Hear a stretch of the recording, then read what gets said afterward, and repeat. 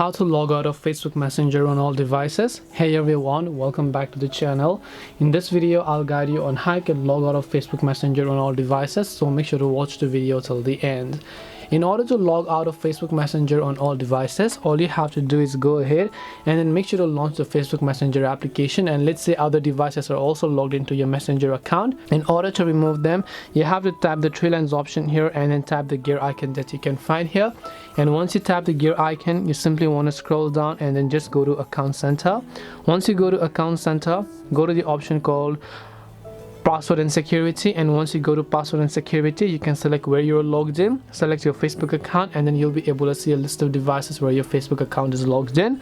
And of course, now you simply want to select a certain device here and then just tap the logout option in order to remove your Messenger or Facebook account out of all these devices.